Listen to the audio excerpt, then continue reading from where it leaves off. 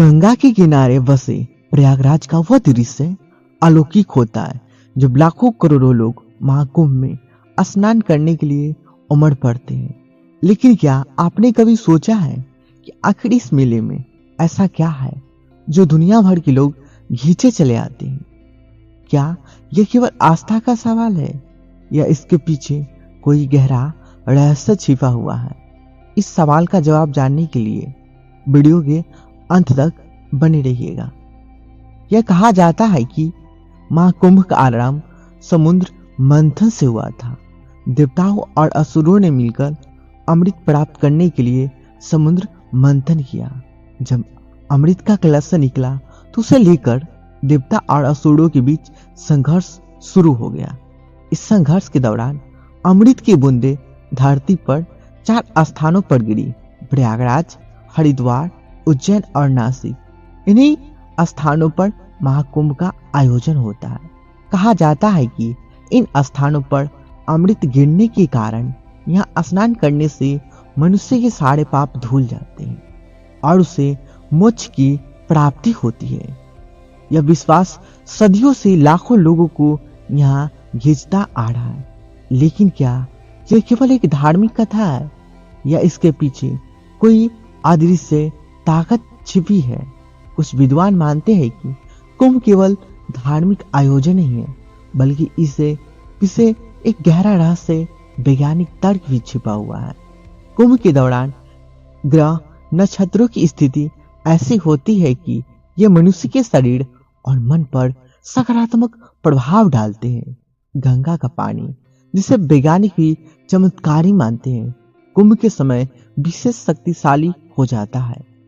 पानी में पाए जाने वाले औषधीय गुण और उसकी शुद्धता लोगों के स्वास्थ्य पर अद्भुत प्रभाव डालते हैं। क्या यह संभव है कि इस दौरान स्नान करना सचमुच एक अनोखा अनुभव प्रदान करता हो? महाकुंभ का रहस्य केवल स्नान तक सीमित नहीं है। यह एक ऐसा स्थान बन जाता है जहां करोड़ों लोग एक साथ ध्यान, साधना और प्रार्थना करते हैं। यह भीड़ एक सामूहिक ऊर्जा का निर्माण करती है जिसे महसूस करना आसान है लेकिन समझना मुश्किल। कई साधु संत यहाँ अपनी सिद्धियों का प्रदर्शन करते हैं। कहा जाता है कि कुछ साधु ऐसे होते हैं जो वर्षों तक हिमालय में तपस्या करते हैं और केवल कुंभ में ही दर्शन देते हैं। इन रहस्यमय संतों को देखने की ललक भी लोगों को यहाँ खींच लाती है। महाकुंभ से जुड़े कुछ ऐसे किस्से भी हैं जिन्हें सुनकर रोंगटे खड़े हो जाते हैं। कुछ लोगों का कहना है कि यहाँ उन्हें अदृश्य शक्तियों का अनुभव हुआ। कुछ ने कुंभ के दौरान ऐसी चीजें देखी जिन्हें समझ पाना कठिन था। एक कहानी प्रसिद्ध है कि एक व्यक्ति ने कुंभ में एक साधु से भिक्षा मांगी। साधु ने उसे एक पत्थर दिया और कहा कि इसे संभाल कर रखना। कुछ समय बाद उस व्यक्ति ने पाया कि वह पत्थर सोने का बन गया। वह साधु अचानक गायब हो गया और फिर कभी नहीं मिला।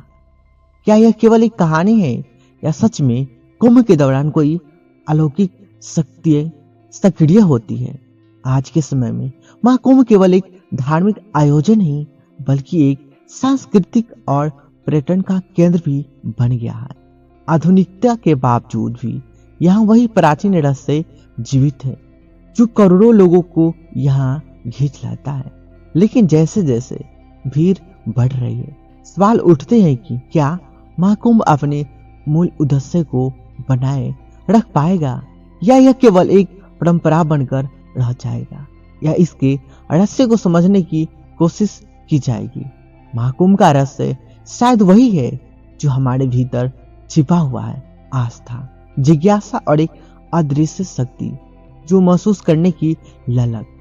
यही वह कारण है जो हर बार करोड़ों लोगों को यहाँ खींच लाता है। लेकिन असली रहस्य शायद उन्हीं को समझ में आता है जो इनकी गहराई में डूबने का साहस करते हैं।